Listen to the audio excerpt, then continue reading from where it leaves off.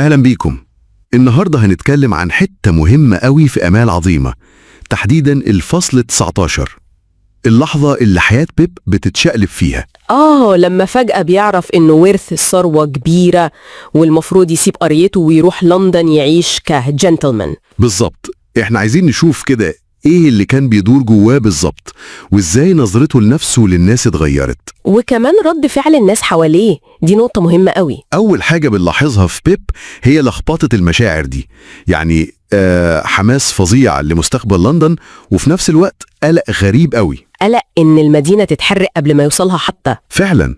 ولما حرق ورق التدريب بتاعه مع جو حس بحرية جديدة كده، بس الغريب إنه يعني بدأ يحس بنوع من التعالي. وبص للناس في القرية بشفقة غريبة، كأنه بقى فوقهم. حتة أنا ممكن أعزمهم على عشاء دي بتوضح كتير. صح. وهنا بقى يبان تأثير التوقع نفسه. لسه مفيش فلوس ملموسة، بس مجرد الفكرة بدأت تغير نظرته. وبنشوف ده أكتر في علاقته بجو وبيدي، يعني لما قابل جو حس بخيبة أمل شوية، كأنه جو مش متأثر كفاية بالفراق، مش كده؟ بالظبط. ووصل بيه التفكير إنه يتمنى لو جو كان أرقى شوية عشان يعرف يستفيد منه بعدين في لندن. دي قاسية قوي. وبعدين الحوار بتاعه مع بيدي في الجنينة لما قال لها عايزك تساعدي جو يتطور ويتعلم. الحتة دي بقى رد بيدي كان عبقري بصراحة. فعلا. لما سألته ببساطة، عمرك فكرت إن جو ممكن يكون فخور بنفسه زي ما هو ومش عايز يتغير؟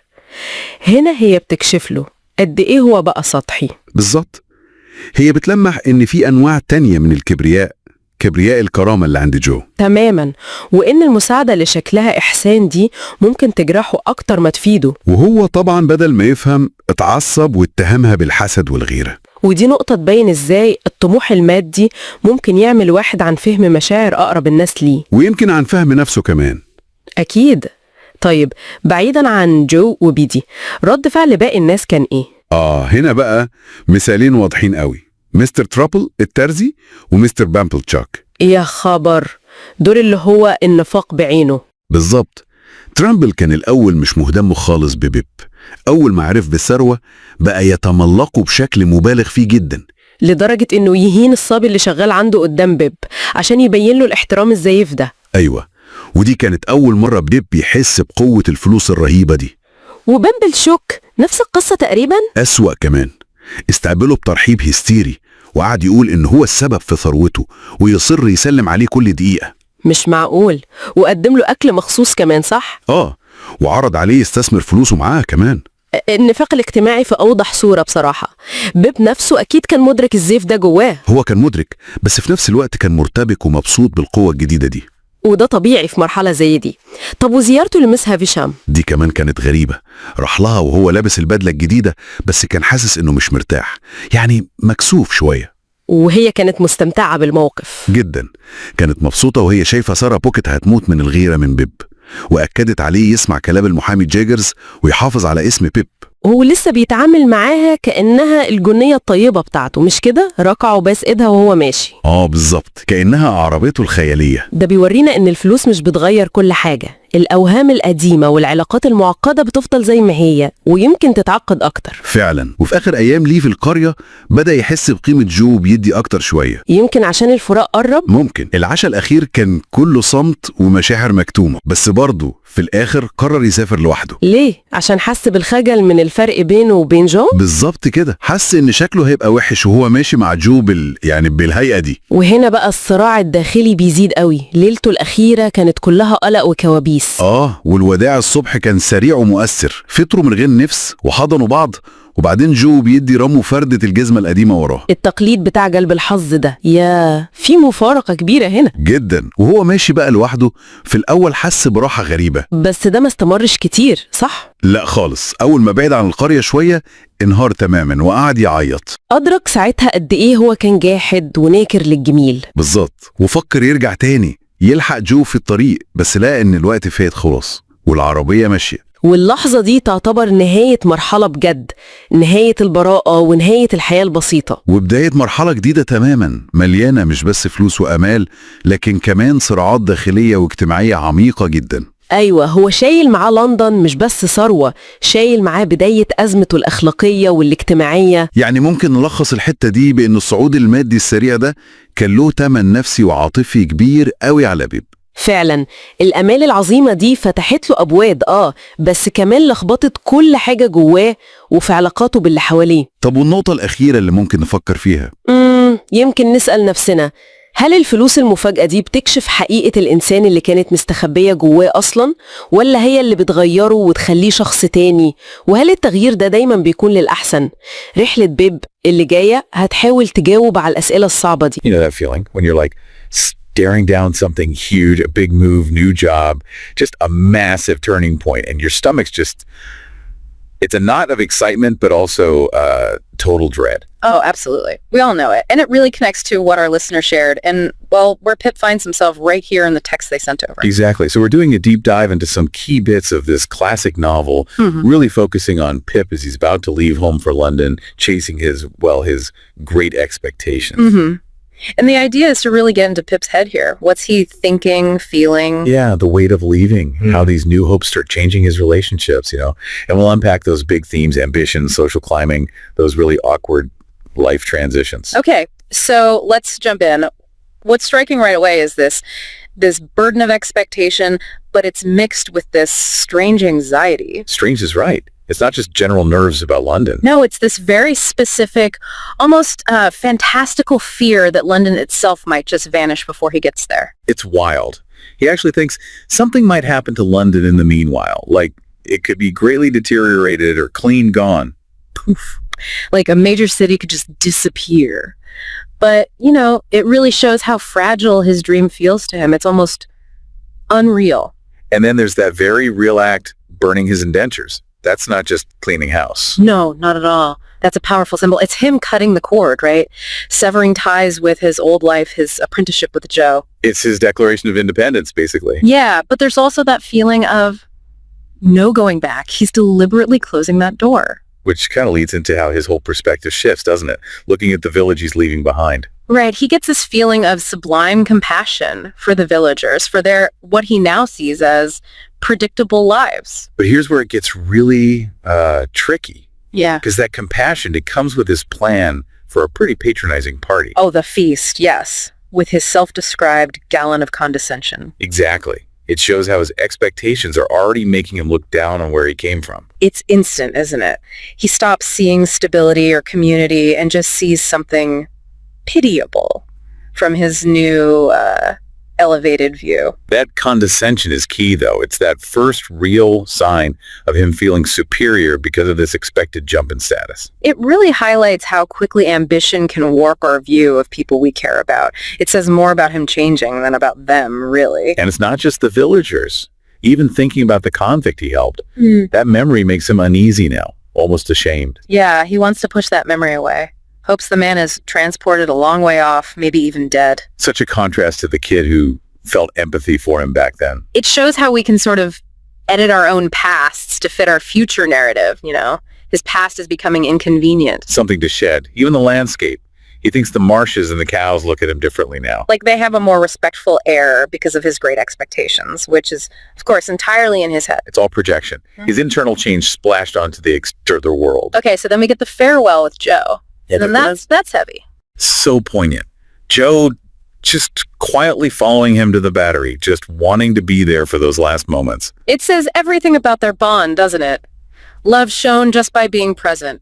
No big speeches needed. Joe's just so steady. His line, as being the last time, Pip, I thought I'd fall her. It's simple, but so full of genuine feeling. Deep sincerity. Sometimes the quietest moments speak the loudest. But Pip, he seems almost let down, like he wanted more fireworks or something. Yeah, he seems to think Joe isn't emotional enough, that Joe's mightily secure of me.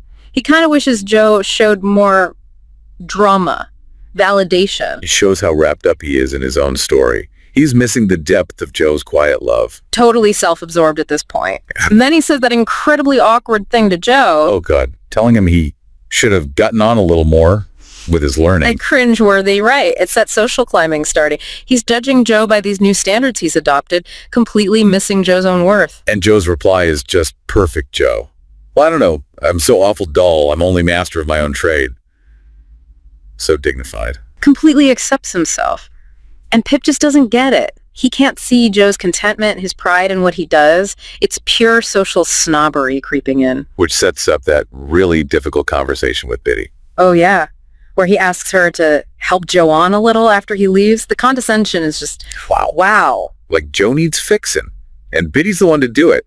He just doesn't see Joe as whole. But Biddy sees right through it. That sharp look, that simple question, helping him on. Puts him right on the back foot. She understands Joe so much better than Pip does at this point. She really does. And when she asks, and don't you think he knows that about Joe being aware of his own limits? It's such a sharp insight. A question Pip clearly hadn't even considered. Shows how blinkered he's becoming. And what's Pip's reaction when she challenges him? He gets defensive.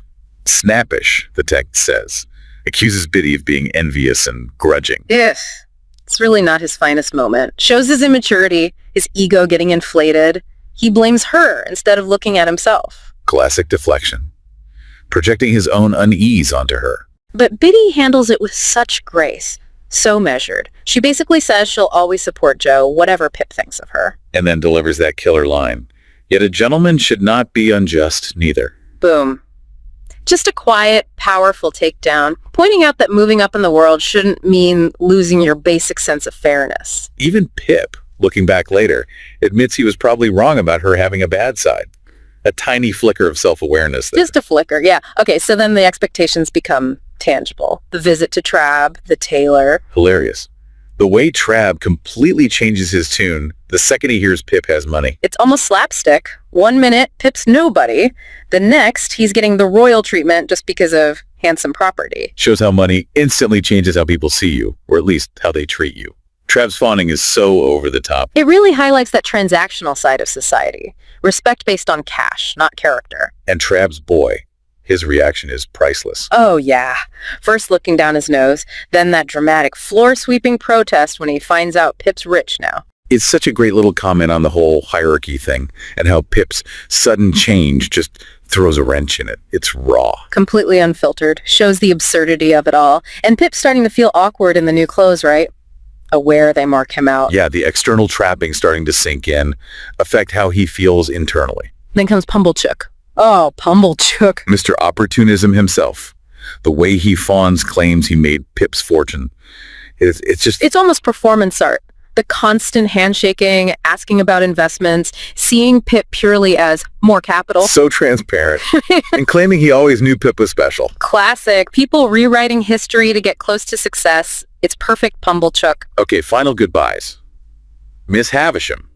That feels a bit cold, doesn't it? It does. She seems more interested in watching Sarah Pocket squirm with envy than actually saying goodbye to Pip. Yeah, like Pip's fortune is just another pawn in her weird games. It feels quite detached. Very theatrical from her side. And then that little detail you mentioned, Pip feeling the contrast between his new fancy clothes and his comfortable old ones. Such a small thing, but it says a lot about that internal tug of war he's feeling. Excitement versus comfort. Definitely.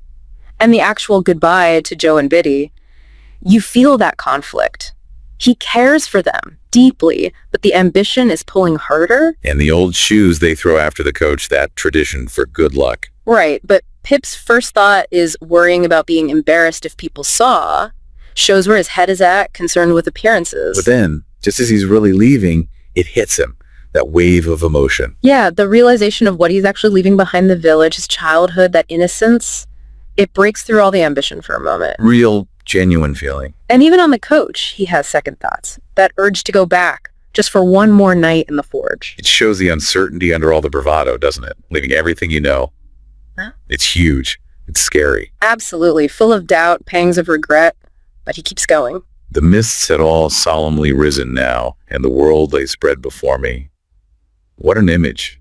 Full of possibility, but also the unknown. So wrapping this part up, we see Pip wrestling with a lot. The anxieties of change, the tricky business of moving up socially, how that messes with your perspective, your relationship. And those early signs of how his character is shifting, sometimes not for the better, under the weight of these great expectations. Which brings it back to you listening. Think about your own big changes, those moments of expectation. How did they affect your relationships, your view of yourself? Yeah, have you ever looked back on an older part of your life and felt that mix of fondness and distance? And looking ahead for Pip as he heads to London, how do you think these things, we've seen the ambition, that touch of condescension, but also those real emotional ties, how will they shape what comes next? What are the hidden costs, maybe? Yeah. Or the unexpected rewards of chasing such a different life? Something to chew on.